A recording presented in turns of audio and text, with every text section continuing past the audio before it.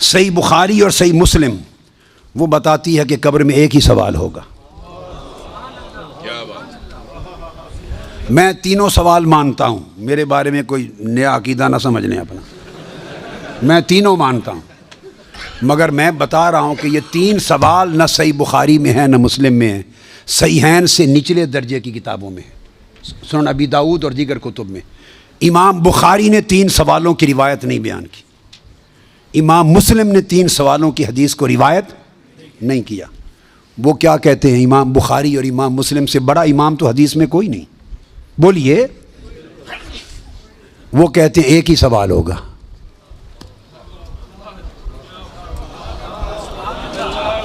اب ٹکراؤ آ گیا بخاری اور مسلم کی صحیحین کی روایت میں اور نچلے درجے کی کتب صحاح کی روایت میں ٹکراؤ آ گیا، مگر ٹکراؤ نہیں، پھر تطبیق کریں گے، جوڑیں گے معنی کو۔ بخاری اور مسلم کہتے ہیں کہ تین سوال کا ذکر کوئی نہیں ان کی روایت میں، ایک ہی سوال ہوگا۔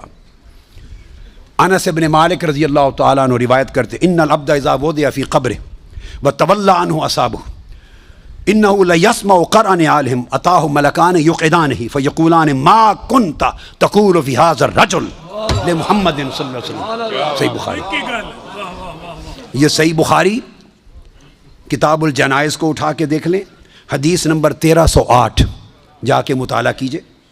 پھر کتاب الجنائز میں حدیث نمبر 1673، صحیح مسلم کتاب الجنہ و صفت نعیمہا، پھر ابو داود میں بھی ہے، نسائی میں بھی، احمد بن حنبل، ساری کتب صحاح میں یہ حدیث کہ حضور علیہ السلام نے فرمایا بندے کو جب قبر میں رکھ دیا جاتا ہے اور اس کے دفنانے والے جب چلے جاتے ہیں، جب لوگ مڑ جاتے ہیں تو فرشتے آ کے اٹھا دیتے ہیں اور بٹھا کر پوچھا ما کنت تقول، کانا یکون جب مضارع پر آتا ہے تو ماضی استمراری کا فائدہ دیتا ہے۔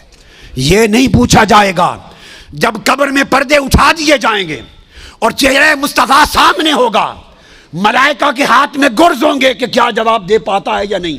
جب چہرہ مصطفیٰ سامنے ہوگا تو ہر بھولے ہوئے کو بھی سبق یاد آ جائے گا، پتہ چل جائے گا یہ تو مصطفیٰ ہے، چونکہ شان آشکار ہو جائے گی۔ تو فرمایا یہ نہیں پوچھنا کہ ان کے بارے میں عقیدہ کیا ہے، یہ نہیں پوچھنا۔ فرشتوں پوچھنا ما کنت تقول، جب تقریر کرتا تھا جامع مسجد میں منبر رسول پر تو تب کیا کہتا تھا،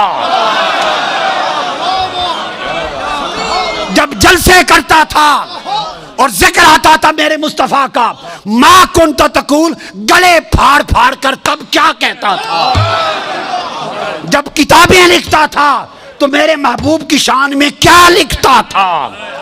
یہ نہ بتا کہ آج تو آج لے ان کی پناہ، آج مدد مانگ ان سے، کل نہ مانیں گے، قیامت کو اگر مان گیا۔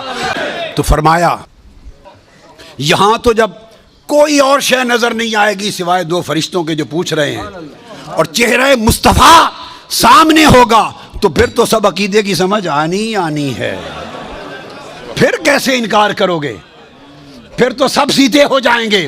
فرمایا آج کا سیدھا ہونا قبول نہیں ہے، آج پہچان لو قبول نہیں ہے۔ بتا وہ زندگی بھر کیا کہتا، کیا کہا کرتا تھا، ما کنت تقول۔ تقریریں کرتے ہوئے حضور کی شان گول کر کے آگے گزر جاتا تھا یا رک کے کھول کھول کے بیان کرتا تھا؟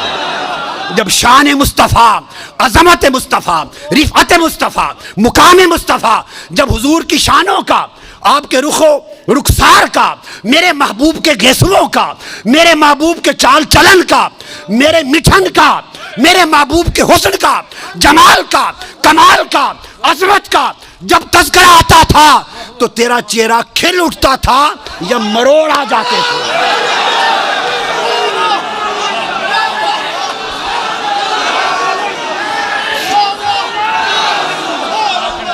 جب میرے محبوب کی نعت پڑھی جاتی تھی، جب میرے محبوب کی نعت پڑھی جاتی تھی، جب میرے محبوب کی عظمت کے تذکرے ہوتے تھے، اس وقت تیرے چہرے کا رنگ کیسا ہوتا تھا، کھلتا تھا یا پیلا ہو جاتا تھا؟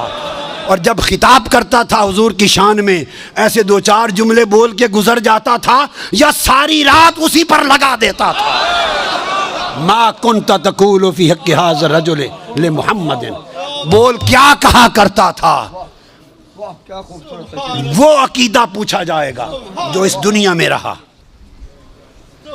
تو فرمایا پھر مومن بتائیں گے کہ یہ حضور ہیں، اور باقیوں کو تعریف۔ یہ متفق علیہ حدیث بخاری مسلم کی۔ امام بخاری مسلم کا عقیدہ یہ ہے کہ ایک ہی سوال ہوگا، فرشتے کہیں گے چھوڑے باقی گلاں نوں، اے دس اس سونے دے بارے چ کی آکھنا ہوں دنیا چ،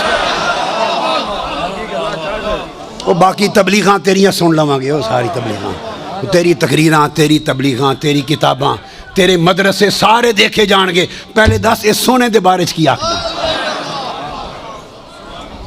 ما کنت تقول فی حق ھذا الرجل لمحمد صلی اللہ علیہ وسلم،